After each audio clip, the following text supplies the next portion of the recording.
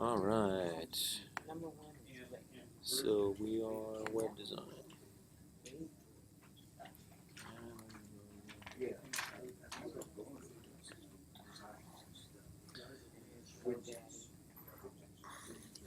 Okay. So this is our post for this week, and these are the things we're going to talk about.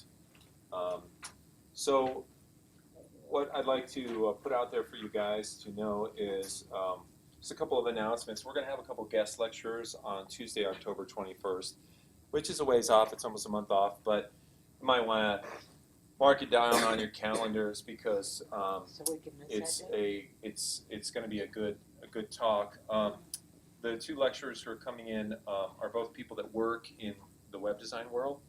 One of them is Lance Willett, who, and I'll try and put some biographies up of these guys before they come in, but Lance, I've known Lance for years. I've worked on major web design projects with him. He, until recently, he worked for Automatic, which is the company that made WordPress, and he was a theme designer.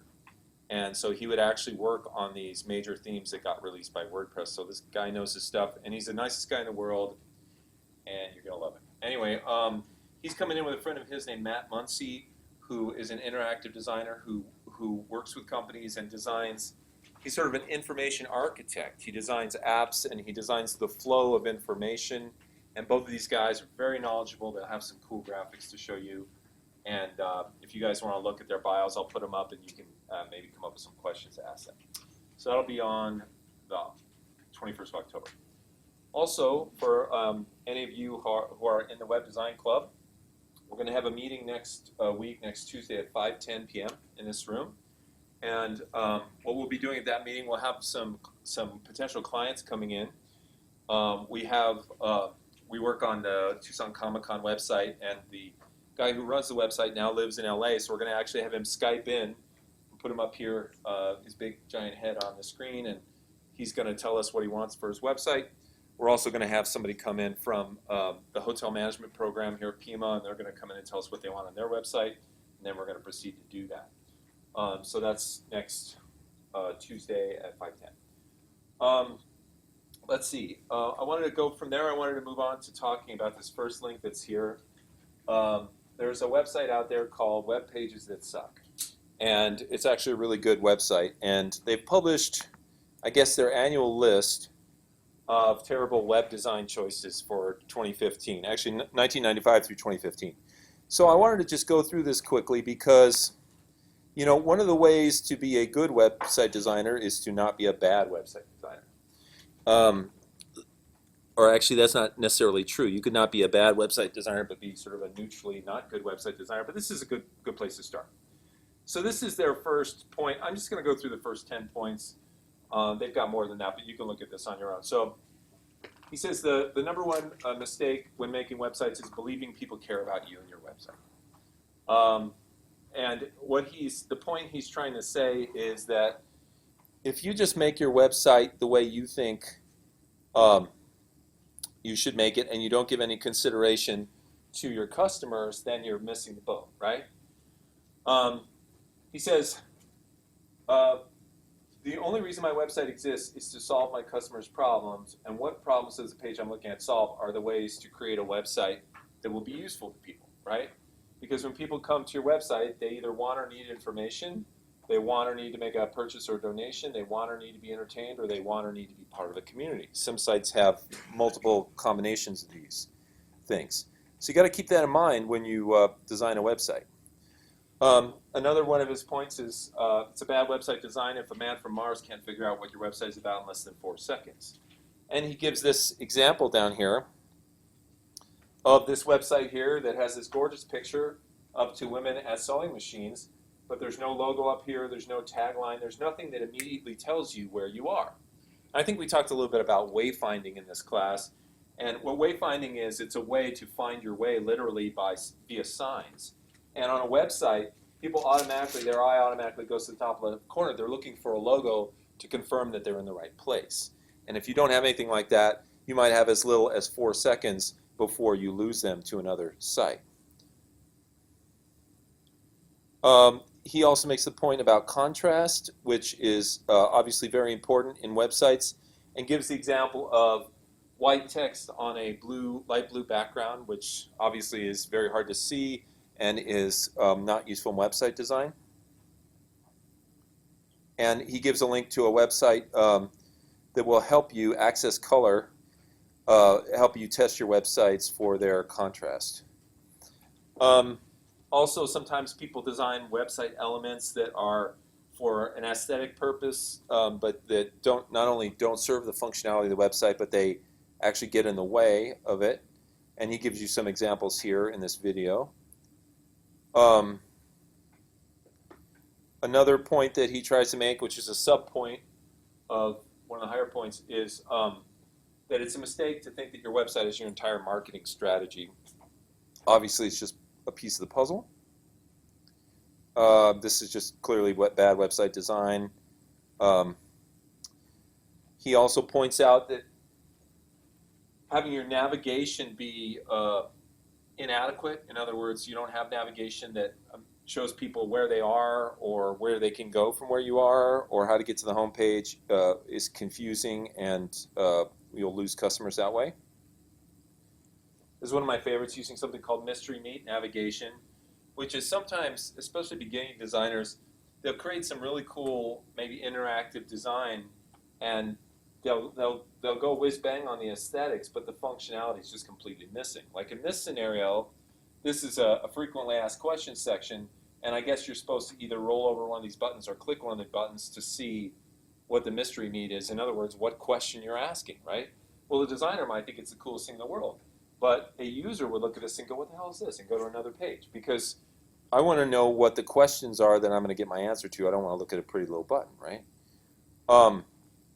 This point here, maybe this is a little controversial, but website lacks heroine content. Heroine content is a form of content that people can't do without.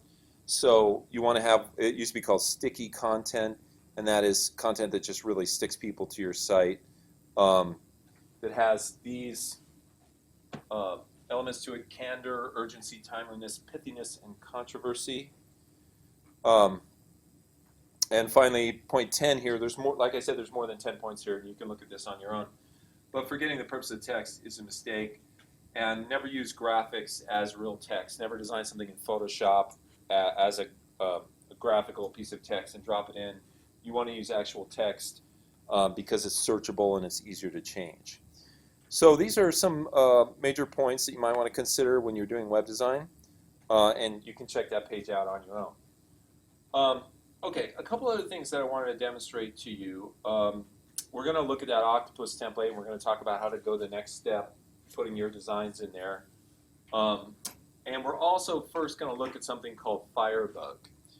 And what Firebug is a plugin that is available for browsers such as Firefox. I think there might be one for Safari. And what Firebug does is it allows you to see the HTML and the CSS code. It sort of lifts up the hood, allows you to see the HTML and CSS code of a web page, and allows you to identify where certain elements can be corrected or changed, right?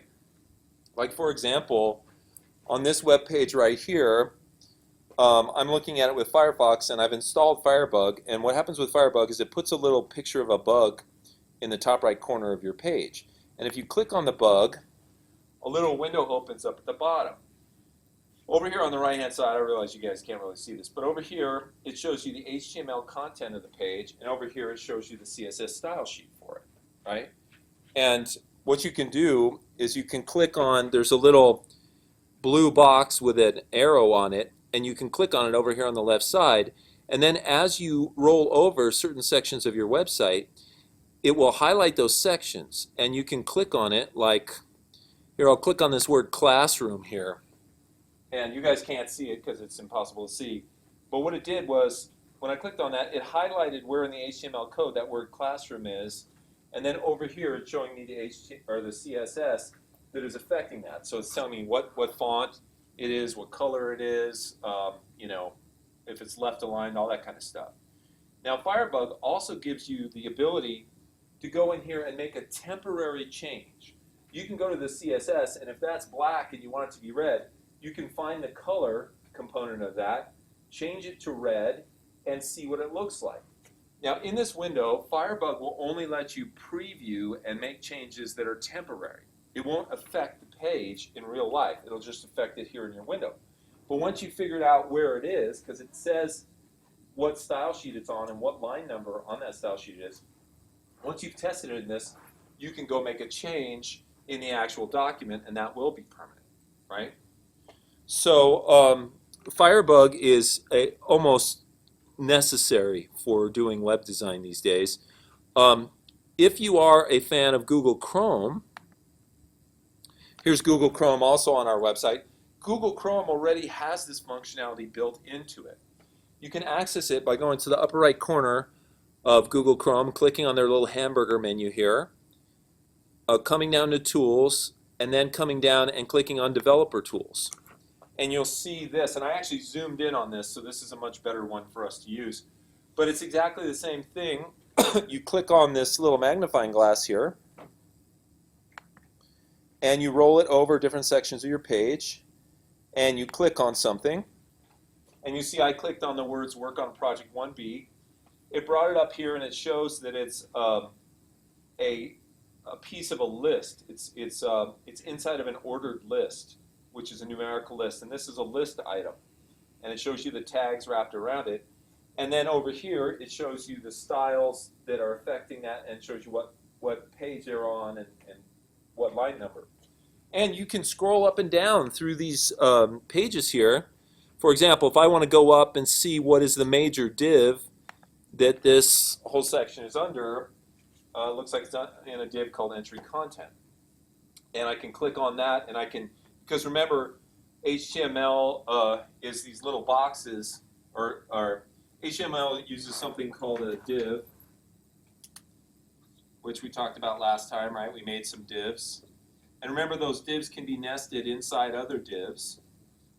And so what happens is you get a div and you get content in it, and that div is inside of a bigger div.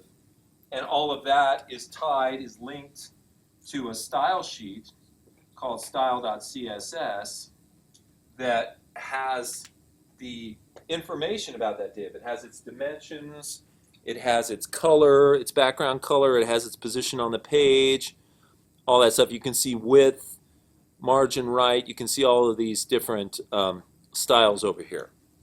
So once again, by changing them here, you get a preview of it on the page, and then you go into the actual page and change it. Now let me see if I can show you a good example of that. What does div stand for? I'm sorry, what? What does div stand for? Div Is that what? actually a What does term? What div does div stand stand for? What does div stand for? Division. Division. Yeah, it's short for division, and the division is a section. Okay. Okay. Could I deactivate that program there in Chrome? I missed that. Oh, how did I activate it? You click on Chrome. You go up to the hamburger in the upper right corner. I'm on a Mac, so if it looks different on a PC, you need to find the drop-down menu. Okay. Okay, and then you just go to Tools, and then Developer Tools. And I just turned it off, but that's how it works. Now, I'll turn it back on in just a second. So if I go to, you guys remember this, this sample page we made, right? If I bring this up in my Chrome browser,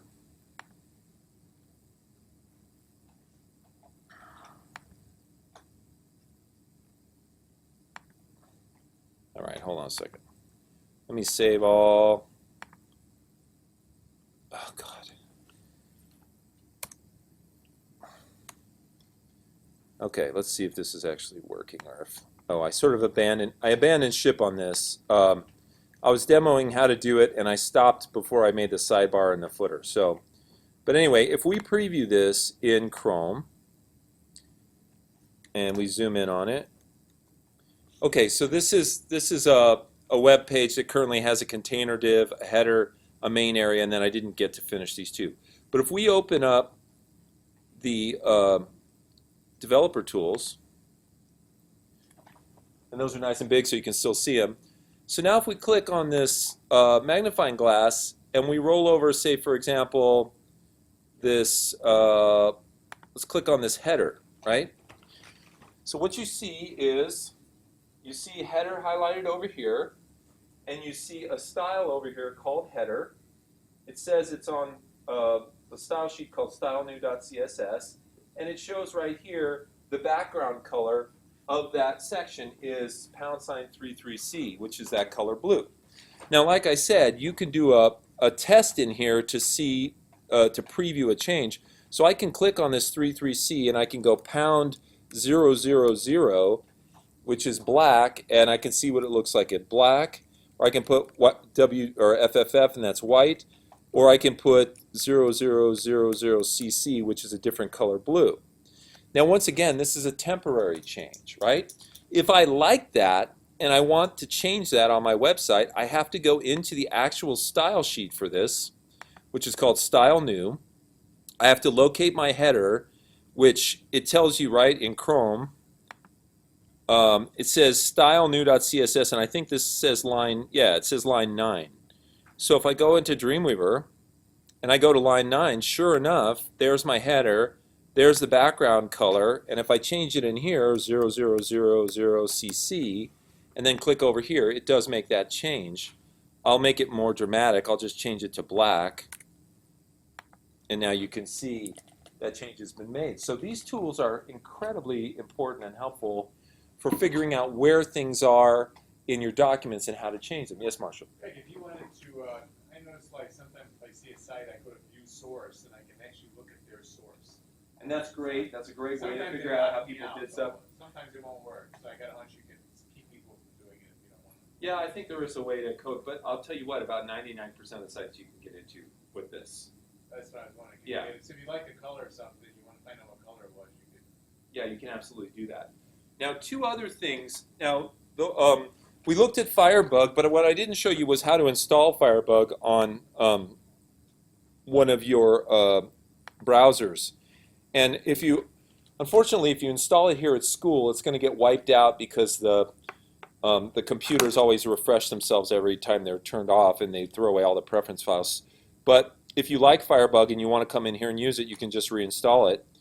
And the way to install it is you simply go to this website called getfirebug.com, and you go there with the browser you want to use. So I'm going there with Firefox. You could go there with like Safari, or it only supports certain browsers. But then you just click this Install Firebug link, and you choose Download on the current stable version. And it comes up with this little green button, and you simply click that, and it says, you know, do you want to install Firebug? And you say yes, and you click Install Now, and it says Firebug has been successfully installed, and next thing you know, you got a little bug there in the top right corner of your screen. Now, it may look a little different on PCs, it may look a little different on different browsers, but that is the way that you do it. Now, a couple of other, this is called a plugin. And there's free plugins for all the browsers out there, and every plugin is supported by different browsers. Now, there's two other plugins that I find incredibly useful and I would highly recommend. One of them is called Colorzilla, Colorzilla. And once again, it's a plugin.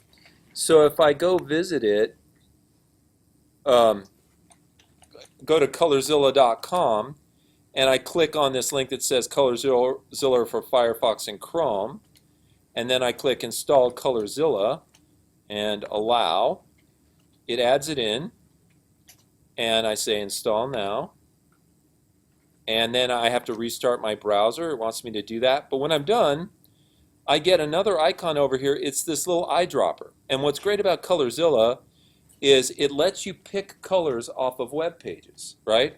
So I can click on this, and I can say, oh, I want the color picker.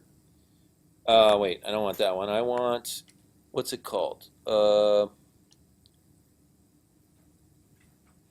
They upgraded it. Let's see, eyedropper, palette. Boy, now I got to figure it out. Eyedropper, okay, eyedropper. There we go. So if you click on eyedropper, and then let's say I wanted this, this blue that's inside this eyedropper here. Notice how when I roll my mouse over these different colors, you guys can see that it's changing color up there. That's the sample. And what's great about it is you go sample a color like this blue, it samples the color, oops, It samples the color and it takes the hexadecimal code, which is the pound sign and then the 3 combination of letters and numbers, and it puts it into your clipboard. So then you can take that and you can go to Dreamweaver and you can say, I want that lovely blue to be the background for my web page. So you go in here on your style sheet and you type a body tag and you type background dash color. And since it's already in your paste buffer, you just hit paste. And then that lovely blue color is now your background. So this is just a great way to go get colors off the internet. There's one more, and you guys should explore on your own because there's so many great plugins out there, but these are ones that I just find indispensable. Firebug, Colorzilla, and the third one, which is called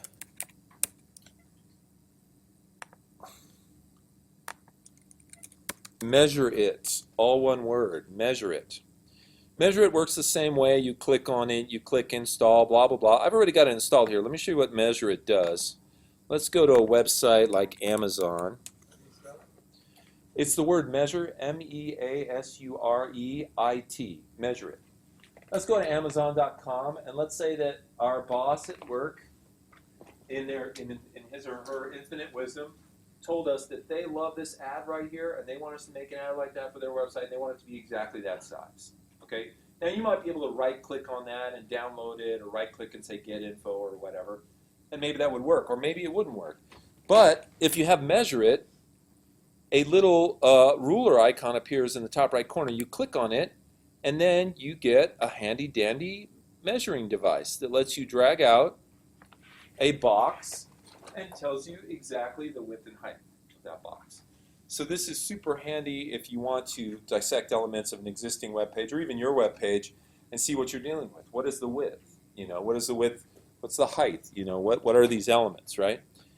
So these are some key things that you could do. Now, since we're talking about key and indispensable aspects of website design, have I shown you the Color Lovers website? No, okay. This is another indispensable part of web design. This is a website called Color Lovers, and color is spelled wrong. It's spelled the way the British spell it, which is wrong. It's got a U in it. So it's COLOURLOVERS.com. Now what Color Lovers is it is a website that was started by people who love color palettes. And it was made for people to design and upload color palettes, and soon they started uploading patterns and other things. And all of this stuff is available. Some of it is available commercially, like somebody may make a pattern and they want you to buy it, but most of the palettes are available for free. And what you can do on this website, let me try and increase the size of it here, is you can search for all kinds of things. So you can search for palettes, patterns, shapes, colors. So let's search for palettes. And let's say we're designing a website for a client and they say, you know, my company sells a laundry soap that smells very fresh, and our big thing is have your bathroom smell like spring, right? That's their big tagline, right? So you type in a keyword here like spring, and you get palettes that are springy, like this one, Giant Goldfish, right? Or Dance to Forget, right?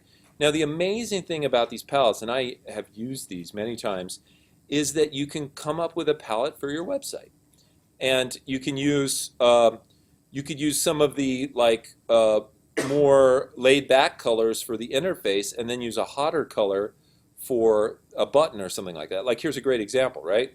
Well, no, that's not a great example. This is a great example. So if you made a website using these colors, obviously the green would be the one that you would use as a highlight color for text that you wanted to stand out, or a button, right? Let's see if I can find a better example. Oh, look at this example. That green stands out like who knows what, right? I guess this is all green, right? But and you can put in all kinds of things. So let's say you're not a summer, you're an autumn, right? So we'll check out how the colors change, you know? And this, of course, is page 1 of 67 pages of palettes, right? Now what makes this even cooler is if you like a palette, you click on it, this is a social site, so you can say you like it and make comments and tell them you want to be their friend, right?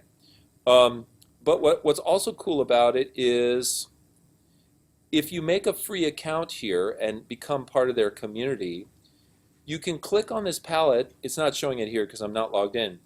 But you can click on the palette and you can actually download the palette directly into Illustrator or Photoshop or one of those programs. It will download it as like an ICO file or a CS or whatever those files are called that you bring into your palette in Photoshop, and you can just import this palette right into Photoshop and use it directly from there, and it's just super cool.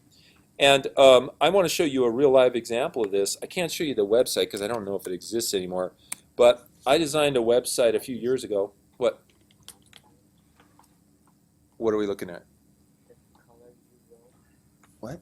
The one up there. Oh, okay.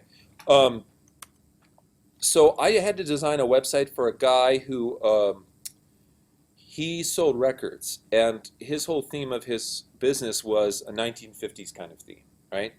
So I typed in 1950s, and I got this this palette here, which I liked, Kleptomaniac, and like except for like this red here, which is a highlight color. But if you look at those four colors, don't those look like the 50s, like the furniture, the colors they were using on furniture and posters and stuff?